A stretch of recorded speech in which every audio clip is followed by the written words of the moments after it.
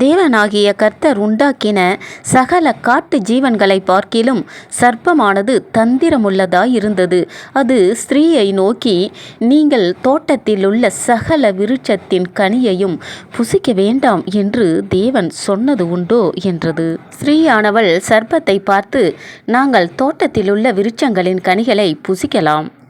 ஆனாலும் தோட்டத்தின் நடுவில் இருக்கிற விருட்சத்தின் கனியை குறித்து தேவன் நீங்கள் சாகாதபடிக்கு அதை புசிக்கவும் அதை தொடவும் வேண்டாம் என்று சொன்னார் என்றாள். அப்பொழுது சர்ப்பம் ஸ்திரீயை நோக்கி, நீங்கள் சாகவே சாவதில்லை.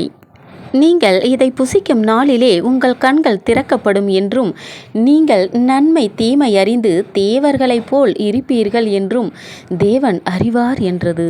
அப்பொழுது ஸ்திரீயானவள், அந்த விருட்சம் புசிப்புக்கு நல்லதும் பார்வைக்கு இன்பமும் புத்தியை தெளிவிக்கிறதற்கு இச்சிக்கப்படத்தக்க விருட்சமுமாய் இருக்கிறது என்று கண்டு அந்த கனியை பறித்து புசித்து தன் புருஷனுக்கும் கொடுத்தாள். அவனும் புசித்தான். அப்பொழுது அவர்கள் இருவருடைய கண்களும் திறக்கப்பட்டது. அவர்கள் தாங்கள் நிர்வாணிகள் என்று அறிந்து அத்தி இலைகளை தைத்து தங்களுக்கு அரைக்கச்சைகளை உண்டு பண்ணினார்கள்.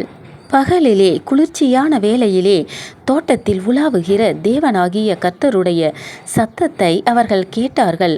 அப்பொழுது ஆதாமும் அவன் மனைவியும் தேவனாகிய கர்த்தருடைய சந்நிதிக்கு விலகி தோட்டத்தின் விருட்சங்களுக்குள்ளே ஒளிந்து கொண்டார்கள். அப்பொழுது தேவனாகிய கர்த்தர் ஆதாமை கூப்பிட்டு, நீ எங்கே இருக்கிறாய் என்றார். அதற்கு அவன், நான் தேவரீருடைய சத்தத்தை தோட்டத்திலே கேட்டு நான் நிர்வாணியாய் இருப்பதினால் பயந்து ஒளிந்து கொண்டேன் என்றான். அப்பொழுது அவர், நீ நிர்வாணி என்று உனக்கு அறிவித்தவன் யார்? புசிக்க வேண்டாம் என்று நான் உனக்கு விலக்கின விருட்சத்தின் கனியை புசித்தாயோ என்றார். அதற்கு ஆதாம், என்னுடனே இருக்கும்படி தேவரீர் தந்த ஸ்திரீயானவள் அவ்விருட்சத்தின் கனியை எனக்கு கொடுத்தாள், நான் புசித்தேன் என்றான். அப்பொழுது தேவனாகிய கர்த்தர் ஸ்திரீயை நோக்கி, நீ இப்படி செய்தது என்ன என்றார்.